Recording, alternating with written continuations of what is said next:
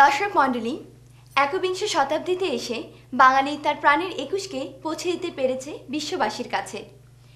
প্রবাসে বাঙালির চর্চা মানেই কেবল এখন আর ছুটির দিনে বাংলা স্কুল, শখের একটু গুনগুন অথবা বাৎসরিক একটি বিচিত্র অনুষ্ঠানের মাঝেই সীমাবদ্ধ নেই। একবিংশ শতাব্দীতে এসে কানাডার বাংলাভাষীরা বাংলার গৌরব গাথাকে কেবল ঘোষণা করে ক্ষান্ত হননি, প্রকৃত তা পৌঁছে দিয়েছেন বিশ্ববাসীর মনে ও জ্ঞানে। দর্শক মণ্ডলী, ২১ উপলক্ষে আজকের অনুষ্ঠানটি আমরা সাজাতে চেষ্টা করেছি কানাডাবাসী উজ্জ্বল কিছু প্রাণের সুচিন্তা দিয়ে। প্রায় ৪ দশক আগে কানাডায় এসেছিলেন গণিতের অধ্যাপক মিজান রহমান। কানাডায় ২টি বিশ্ববিদ্যালয়ে গণিত পড়িয়েছেন দীর্ঘ ৩৬ বছর।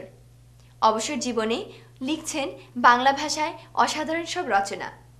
দীর্ঘ প্রবাস জীবনের অভিজ্ঞতা থেকে উনি আমাদের জানাচ্ছেন, আমাকে অটোয়ার কিছু ইয়াং ছেলে পেলে নিমন্ত্রণ করলো, তারা করতে চায় এই ভাষা দিবস উপলক্ষে শহীদ মিনার তৈরি করেছে একটা। সে শহীদ মিনারে গিয়ে পুষ্পস্তবক স্থাপন করবে রাত্র ১২টার সময়, ১২টা ১ মিনিটে। ভালো কথা, সুপ্রস্তাব। তা আমাকে ডেকে বলেছে। তা আমি তো বললাম যে বাবুরা, আমার যে বয়স হয়েছে সেই বয়সে আমি ১২টার সময় আমি তো গভীর ঘুমে আচ্ছন্ন, এবং সেই ঘুম থেকে উঠে তোমাদের এখানে পুষ্প নিয়ে যাওয়ার আমাকে সম্ভব হবে না। কিন্তু ওইটুকু ছাড়াও বক্তব্যটা হলো এই যে পুষ্পস্তবক স্থাপন করা, নিয়ে যাওয়া একটা কল্পিত একটা শহীদ মিনারে, তার তাৎপর্যটা কী? আমরা শহীদ মিনারে যাচ্ছি কেন? পুষ্প নিয়ে যাচ্ছি কেন? কারণ শহীদ মিনারটাকে আমরা ভাবছি একটা প্রতীক হিসাবে, একটা রূপক হিসাবে, একটা বিরাট একটা ভাবনার, বিরাট একটা কাহিনীর রূপক হিসাবে ভাবছি। ভালো কথা, রূপককে, প্রতীককে আমাদের প্রয়োজন, যথা নাকি আমরা সেটাকে ভুলে না যাই। কিন্তু আমার বক্তব্যটা হলো এই যে আমরা এমনই হয়ে যাচ্ছি, আমাদের ভেতরের শূন্যতা এমনই প্রকট হয়ে উঠছে দিন দিন, যে প্রতীকের কথা ভাবতে ভাবতে ভাবতে ভাবতে প্রকৃত জিনিসের কথাই আমরা ভুলে যাওয়ার উপক্রম হচ্ছে। সেটা যদি প্রবাসের হতো তাহলে না হয় একটা সান্ত্বনা ছিল যে প্রবাসীরা না হয় ভিন্ন একটা সমাজে বাস করছে, হয়তো এটাই স্বাভাবিক। কিন্তু আমার বড় দুঃখটা হলো যে আমার নিজের দেশে যে সংস্কৃতির চর্চা আজকে চলছে, সেইখানে এমনকি দিন আসা সম্ভব যেখানে বাংলা ভাষার বা ভাষা দিবসের যে সংস্কৃতি, সেটা কি প্রতীকের মধ্যেই সীমাবদ্ধ থাকবে না? ভবিষ্যতে এমনকি দিন শিগগিরই চলে আসছে না? কারণ আমি যখন দেশে যাই, আজকে আমি কী লক্ষ্য করি? আমি লক্ষ্য করি যে সমাজ আশ্চর্যভাবে বিভিন্ন স্তরে বিভক্ত হয়ে যাচ্ছে। ১৯৫০ সালে আমি যখন ছাত্র ছিলাম, তখন আমাদের মধ্যে যে শ্রেণীভেদ থেকে ছিল না। আমি জানতাম না যে ওখানে একটা ধনী শ্রেণী বলে কোনো একটা শ্রেণী আছে। আমি জানতাম একটা মধ্যবিত্ত শ্রেণী আছে, একটা দরিদ্র শ্রেণী আছে, কিন্তু আমি জানতাম না যে কোনো একটা ধনী শ্রেণী আছে। আমি জানতাম না সেখানে উচ্চ মধ্যবিত্ত শ্রেণী আছে, সেখানে ছিল না সেটা। আজকে দেশের ভেতরে গিয়ে দেখি আমারই ভাইয়ের বোনের ছেলে মেয়েরা কিংবা আমার আত্মীয় স্বজনের ছেলে মেয়েরা, যাদের দাদারা কৃষক ছিল, আজকে সেই প্রজন্মের ছেলে মেয়েরা এ লেভেল করছে, ও লেভেল করছে, তারা ইংরেজি মিডিয়ামে যাচ্ছে। তাদের জীবনের একমাত্র লক্ষ্য হলো যেই মাত্র ও লেভেল পাস করা, সঙ্গে সঙ্গে চটাং করে বিদেশে চলে যাওয়া।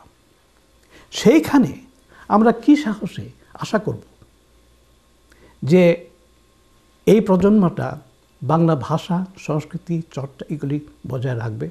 অটোয়া থেকে প্রায় ২০০ কিলোমিটার দূরে মন্ট্রিয়াল শহরে রয়েছে মন্ট্রিয়াল বিশ্ববিদ্যালয়। সেখানে ভাষাতত্ত্বে পিএইচডি করছে বাংলাদেশের ছেলে শিশির ভট্টাচার্য।